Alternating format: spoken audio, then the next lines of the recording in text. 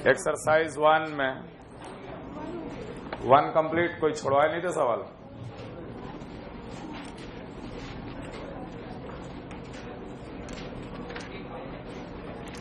Exercise 1 में किसी को कोई डाउट है? एक बार दोबारा देख लो एक्सरसाइज 1, आइसोमेरिज्म का ट्यूटोरियल शीट, एक्सरसाइज 1 दोबारा देखिए। किसी सवाल में डाउट है तो पूछिए।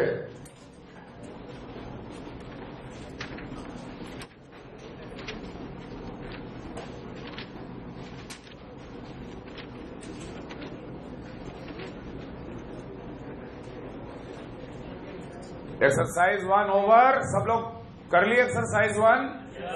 डाउट नहीं एक्सरसाइज 1 में? एक्सरसाइज 2 चलो, एक्सरसाइज 2 में ये जितना जो डिग्री रिलेटेड जो सवाल है उसको छोड़ दो अभी के लिए, हम जानते कि सॉल्व नहीं किए होगे। अगले क्लास में जब हम दूसरा एक्सरसाइज डिस्कस करेंगे तब ये सारे सवाल डिस्कस कर देंगे। सिर्फ ये रोटेशन रिलेटेड, जैसे पहला दूसरा छोड़ दीजिए। बताइए मेरे को तीसरा, 3 से लेकर 7, 3 से लेकर 7 which of the following 2 compound are diastereomer. ऐसा सवाल हम लोग क्लास में किए थे, 2 मिथाइल लगा के। कौन से 2 आपस में डैश ट्रियोमर है? जहां आप देखोगे एक कार्बन पे कन्फिग्रेशन सेम और बाकी जगह कन्फिग्रेशन अलग अलग। ठीक है, जैसे मान लो तुमसे बोले कि ये पहला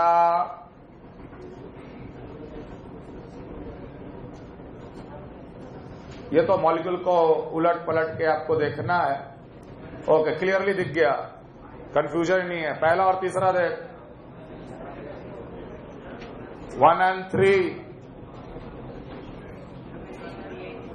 बहुत सारे हो सकते हैं, मल्टीपल चॉइस है ना ये सवाल। तो जैसे मैं आपको 1 और 3 दिखा रहा हूं,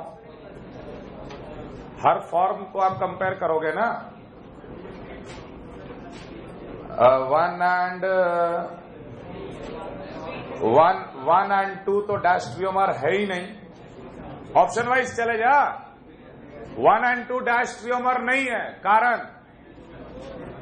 इनैंशियोमर दिख रहा है। पोजीशन आइसोमर आंसर होगा, पोजीशन आइसोमर। डैश ट्रियोमर होने के लिए स्टीरियो आइसोमर होना जरूरी है। तुम देखो ऑक्सीजन का पोजीशन बाकी OH से 1 और 2 में कंपेयर करो। बाकी 1 और 3 देखिए, 1 और 3 दे आर डैश ट्रियोमर। 2 और 4 आर ऑल्सो पोजीशन आइसोमर। 3 और 4 देखो, 3 और 4, 3 और 4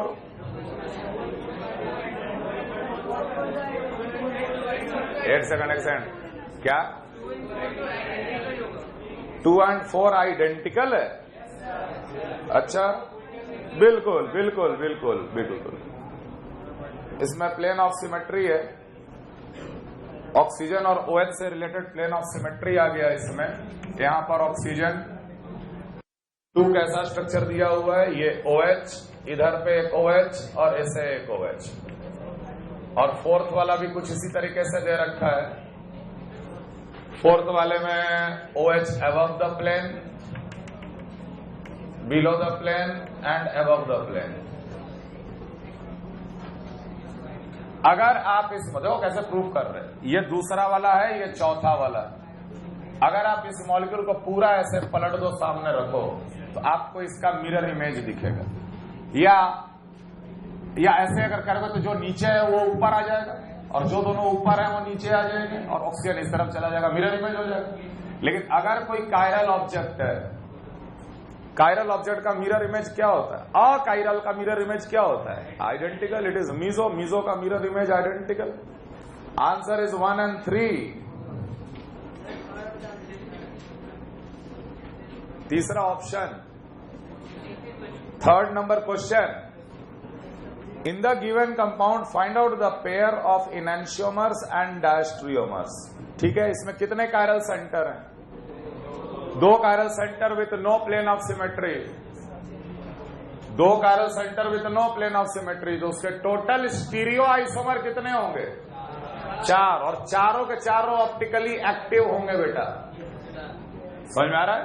चारों ऑप्टिकली एक्टिव मतलब कि 2 पेयर इनैंशियोमर, मतलब कि प्लस माइनस एक पेयर और प्लस और माइनस अगला पेयर। कितने पेयर डायस्ट्रियोमर बनेंगे? तो मान ले 1 2 3 4 नंबर दे दिए, 1 के साथ 3 और 1 के साथ 4 डायस्ट्रियोमर है, 2 के साथ 3 और 2 के साथ 4 डायस्ट्रियोमर है। कितने पेयर बन गए? 4 पेयर डायस्ट्रियोमर है। 8 से 12, 8 से 12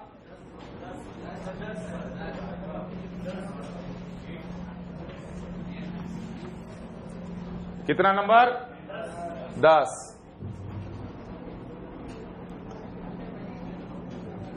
अच्छा, इसमें कुछ मिस्टेक है ये सवाल में। The drawing on the right side, right shows the trans 1,3 dichlorocyclohexane is chiral. Efforts to resolve this compound fail. Why?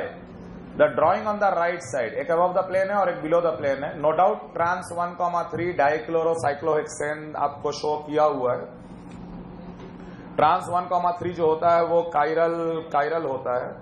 Efforts to resolve this compound fail. Why? Mirror image ले रहे हैं, ये तो गलत है, ये रिजॉल्वेबल कंपाउंड है। This molecule is a resolvable molecule. यही इसमें प्रिंटिंग मिस्टेक है या कुछ लैंग्वेज में मिस्टेक है। एक ट्रांस वाला हम बना दिए। अगर आप ट्रांस वाले का क्लियर कट अगर मिरर इमेज ले रहे हो, अगर आपने मिरर इमेज ले लिया तो obviously they are enantiomer and this is a resolvable molecule, 100% resolvable. No POS no COS, chiral का mirror image enantiomer and it is a resolvable molecule. अगर ये दोनों आपस में कन्फॉर्मर होते तो कन्फॉर्मर को हम लोग सेपरेट नहीं कर पाते हैं, और सेपरेट नहीं कर पाते तो बोलते हैं non resolvable. They are enantiomer, they can be separated, 100% separated. So there is a mistake in this question.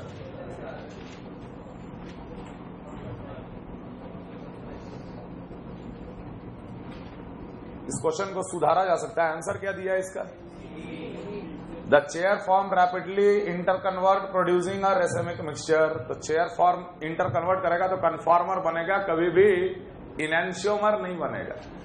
जैसे मान लो तुमसे बोले कि ये एक मॉलिक्यूल दिया हुआ है, यहां मिथाइल और यहां मिथाइल, यही दे रखा है ना राइट साइड में। अगर जब ये फ्लिप करेगा बेटा, तो फ्लिप करेगा तो कैसा दिखेगा? ये चेयर हम लोग ऐसे बनाएंगे, ये 1 नंबर 2 नंबर 3 नंबर 4 नंबर, नीचे से नंबरिंग हुआ है, ये 1 नंबर है, 1 नंबर यहाँ 2 नंबर, 2 पे मिथाइल कहाँ था?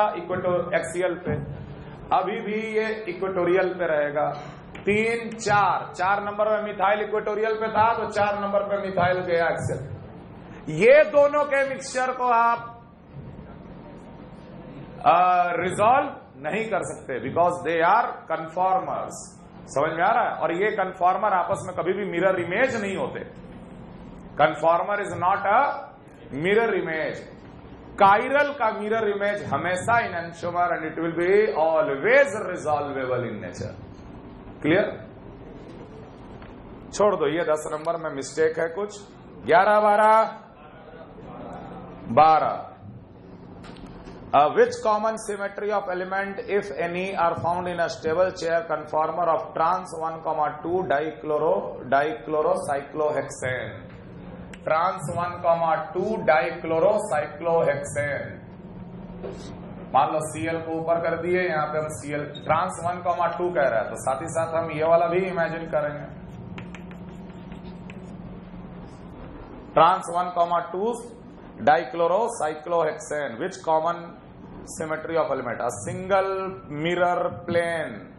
सिंगल मिरर प्लेन मतलब कि एक single plane of symmetry. Mirror plane मतलब प्लेन ऑफ सिमेट्री, तो प्लेन ऑफ सिमेट्री तो है ही नहीं।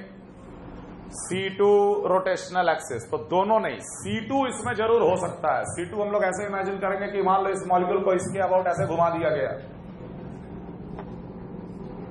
आपको बिल्कुल यही फॉर्म मिलेगा, जो नीचे वो ऊपर आ जाएगा, ऊपर जो नीचे चला जाएगा। C2 है इसमें, लेकिन मिरर प्लेन नहीं है। मिरर प्लेन मतलब प्लेन ऑफ सिमेट्री। ट्रांस वाले में मिरर प्लेन ऑफ सिमेट्री भी नहीं होता, सेंटर ऑफ सिमेट्री भी नहीं होता। A single mirror plane C3 भी चांस नहीं है। C3 तब होता है जब 1, ये तीनों कार्बन, यहां भी Cl होता है, यहां भी Cl होता है और यहां भी Cl होता है, तब जाके C3 बताया था ना चेयर फॉर्म में। C3 कब होता है इसमें? जब यहां भी Cl लगा है, यहां भी Cl लगा है और यहां भी Cl लगा है, तब बोलेंगे इसमें C3 है, क्योंकि हम लोग उसको 120 डिग्री से घुमाएंगे तो Cl अपने आप उसी पोजीशन पे आ जाए। 2 orthogonal plane of mirror plane perpendicular नहीं है, C2 a single C2 but no D answer, Delhi is the answer. क्या आंसर है? Delhi इज द आंसर, एक ही आंसर है इसमें। कोई मिरर प्लेन नहीं है बट C2 इज प्रेजेंट। 13 से लेके 16 14 13 how many stereo isomer are possible for the following molecule? कितने स्टीरियोजेनिक एरिया है इसमें? 1 2 3 और 4, सीधे 16 आंसर है। क्या बोल रहा रे डाउट? 13 नंबर कैसे डाउट हो गया था? अपने बोल के पीछे दिखा रहा बता। इसको हम पिछले साल से देख रहे हैं। सर मतलब इसीलिए बोला था आपने नहीं सुना। अरे वाह, मैंने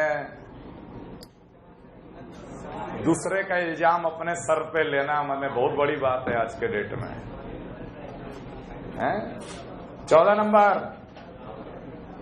नंबर कितने इसमें स्टीरियोजेनिक एरिया हैं?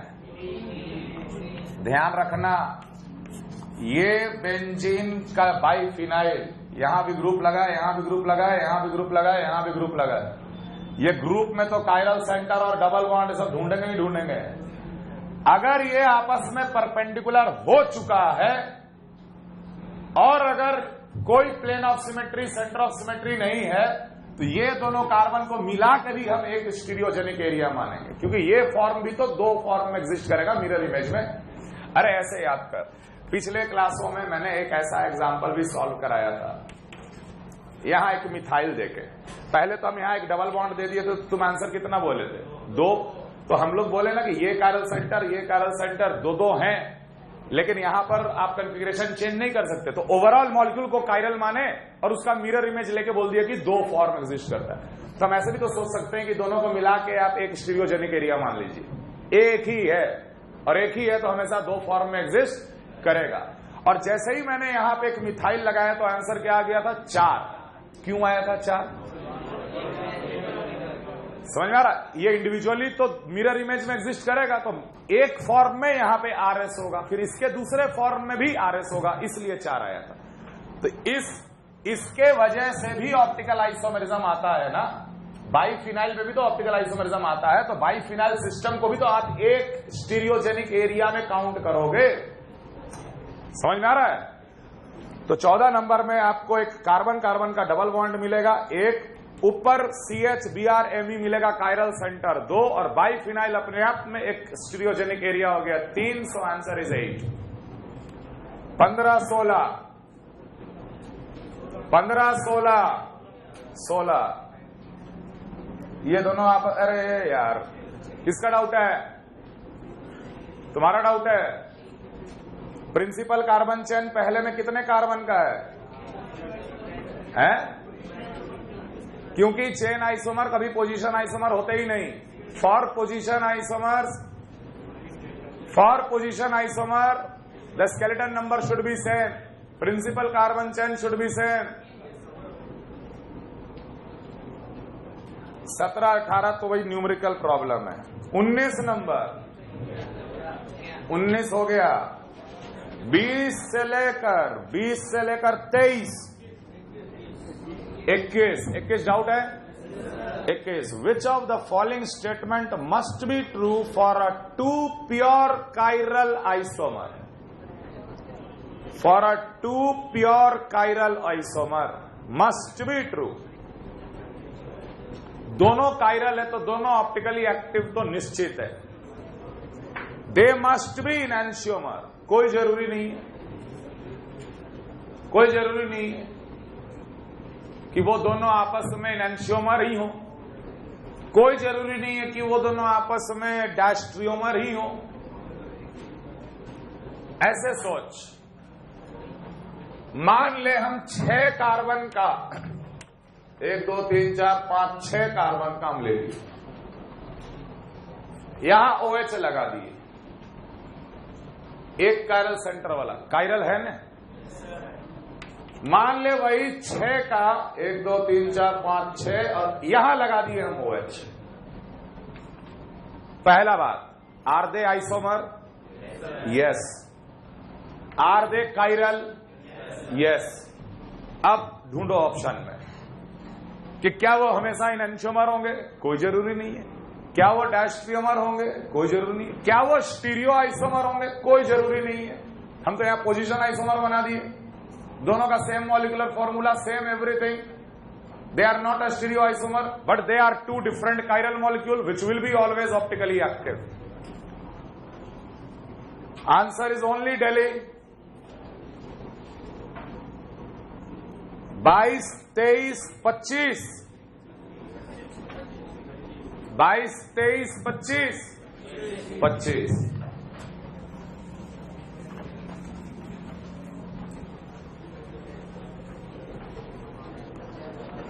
The molecular formula C3H6Br2 including stereoisomer C3H6Br2।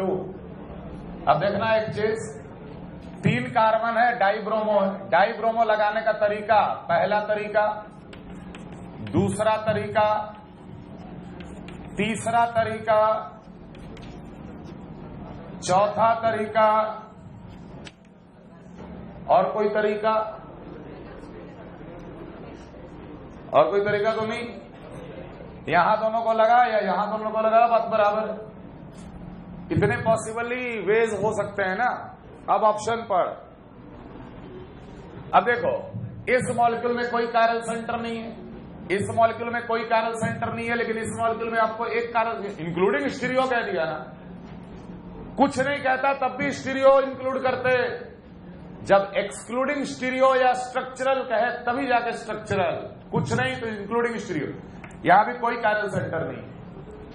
सवाल कह रहा है कि the molecule can have 2 geminal dibromide. Okay, एक और एक, ये दोनों जेमिनल डाइब्रोमाइड हैं, ए तो आंसर होगा। B 1 vicinal dibromide. Vicinal dibromide एक कायरल सेंटर वाला है तो 2 होगा, 1 नहीं होगा, इसलिए बी आंसर नहीं है। 2 टर्शियरी डाइब्रोमो अल्केन पॉसिबल ही नहीं है। 2 secondary dibromo alkane, that is also not possible.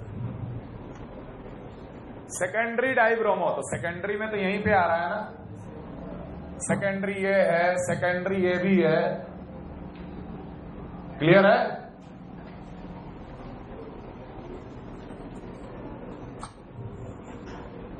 पच्चीस समझ में आया? Only A is the answer, सिर्फ ए आंसर 25 में है। बी क्यों नहीं है? अल्टीमेट आदमी बी इसलिए नहीं है क्योंकि एक विसिनल डाइब्रोमाइड मिल रहा है, लेकिन हम यहां पे लिखे हैं 2 विसिनल डाइब्रोमाइड क्योंकि एक chiral centre. D 2 secondary dibromo alkane, तो 2 यहां पे, एक यहां पे, 3 हो गए। 26 से लेकर 32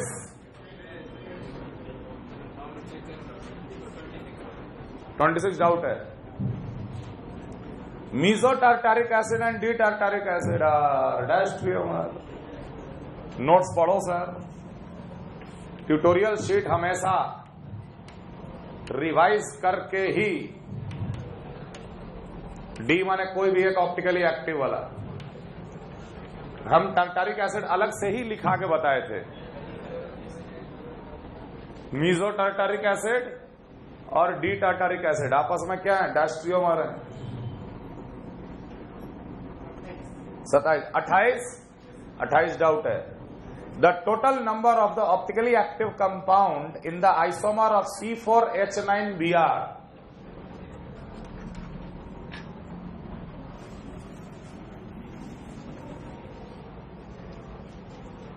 C4H9Br, तो ब्रोमीन को अगर हटाओ तो ये तो C4H9, 4 कार्बन का अल्काइल, 1 2 3 4 लीनियर, 1 2 3 4 ब्रांच।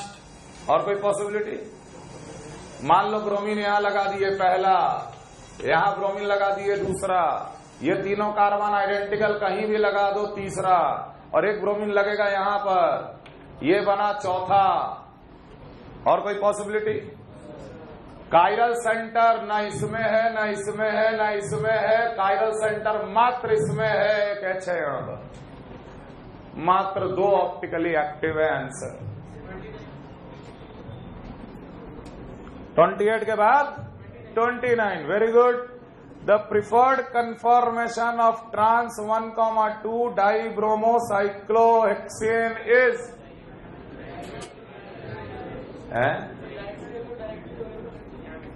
डाइएक्सियल और डाई। अरे अगर हम तुमको बोले कि यार ये है ट्रांस ना, ट्रांस के बारे में तो बोल रहा है, इसका सबसे ज्यादा स्टेबल चेयर फॉर्म बना। सबसे पहले हमने चेयर फॉर्म बना लिया, एक अबव द प्लेन है तो एक बिलो द प्लेन है। हम अबव द प्लेन में Cl को यहां डाल दिए और दूसरे नंबर कार्बन में Cl को हम बिलो द प्लेन डाल दिए। क्या ये मोस्ट स्टेबल हुआ? नहीं। इसका करा ले फ्लिपिंग।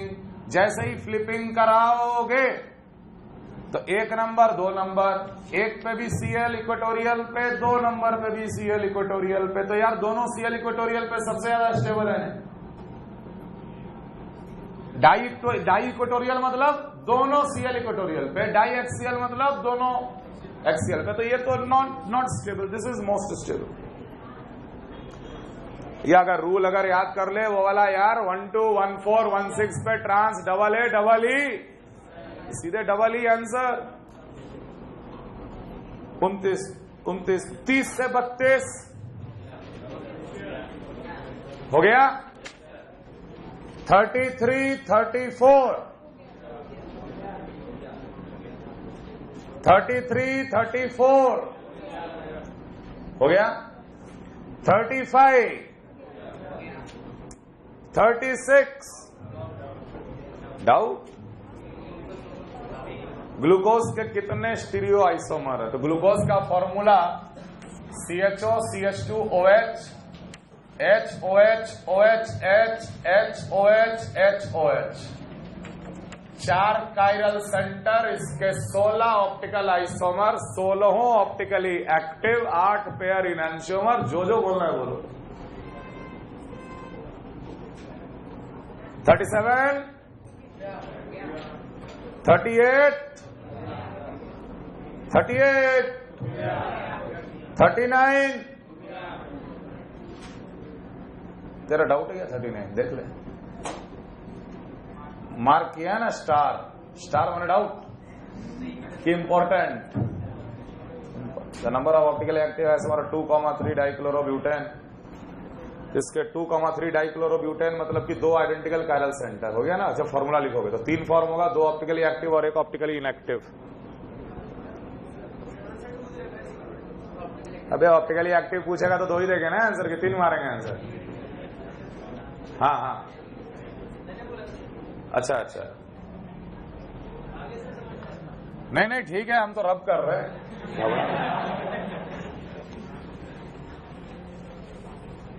कहां तक किए तेरे? 40, 41, 41, 41। On chlorination of propane, the number of products of the formula C3H6Cl2. C3H6Cl2 3, 2, 5 और 1, 6। वही सवाल हो गया जो भी जैम वैम जो कर रहे थे। दो Cl लगाने का तरीका, 2 Cl लगाने का तरीका, 2 Cl लगाने का, 3 कार्बन पे 2 Cl लगाने का, ये मात्र 4 तरीका है। लेकिन आपको टोटल जब हमेशा काउंट करना था इंक्लूडिंग स्टीरियो, नो कायरल, यहां पे 1 कायरल सेंटर, ये 2 form, 2, 3, 4, 5 answer.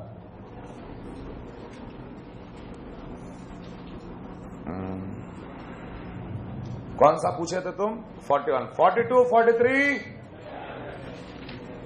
44, 45, 45, 44, R1 SO3R2 and R2SO3R1। Ester में बताया था ना कि मेटामर होता।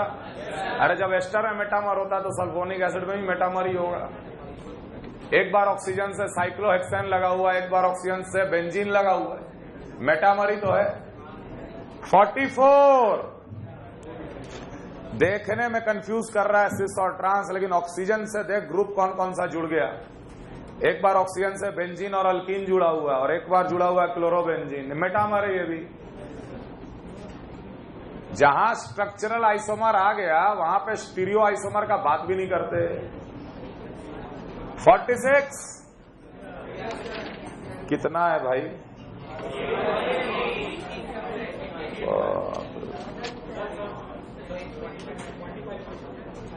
45। हाँ हाँ,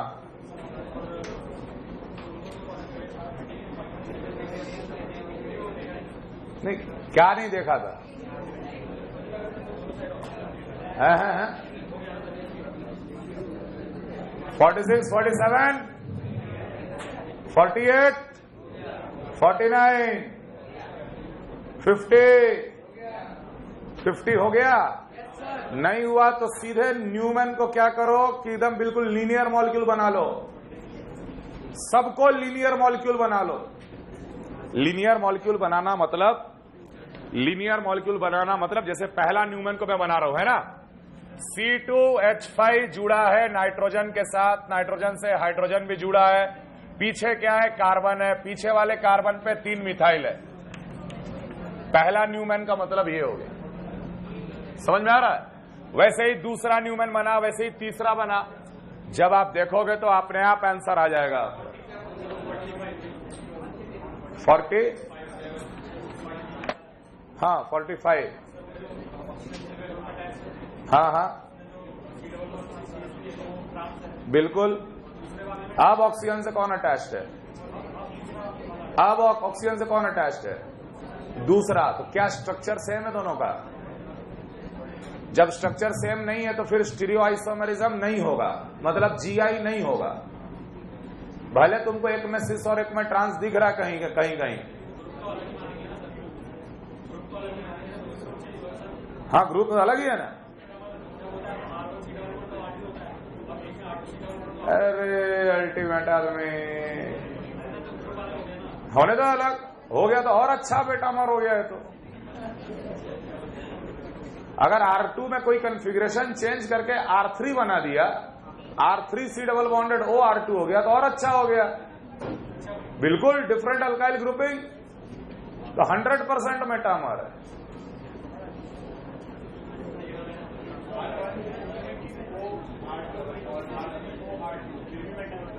R1OR2 इथर में नहीं होगा। इथर में तो अल्कोक्सी ग्रुप अलग हो जाता है, वो या तो चेन होगा या तो पोजीशन होगा। अबे ये एस्टर है यार, अल्टीमेट आदमी, तुम लोग गजब कर लेते हो कंपैरिजन। ये और ये मेटामर हैं। अगर R2 में कोई ग्रुप जुड़ा है जो कि E है, R2 का ग्रुप में जो E था उसको Z करके हम कुछ R3 बना दिए, तब भी ये मेटामर है। समझ में आ रहा है? 50, 51, हाउ मनी प्लेन? 40, 47 का बी कहां है रे? अच्छा ये sum of the stereo isomer in a given compound A plus B। तो ए में तो सिर्फ GI होगा बेटा, सिस और ट्रांस, क्योंकि कायरल सेंटर नहीं है ए में कोई कायरल सेंटर नहीं है। ये समझ में आ रहा? साइक्लोब्यूटेन के अगर इधर Cl लगा दें, इधर Cl लगा दें, इन दोनों कायरल सेंटर नहीं है तो सिर्फ GI करेगा। A का वैल्यू 2, और अगर मैं यहां पे दोनों जगह Cl लगा दूं तो मॉलिक्यूल में 2 chiral centre with a plane of symmetry, it will exist in 3 form, total 3। अब A प्लस B क्या पूछ रहा है? अच्छा सारे आइसोमर ही पूछ रहे, तो 5 हो गया आंसर। 51, 52, 53,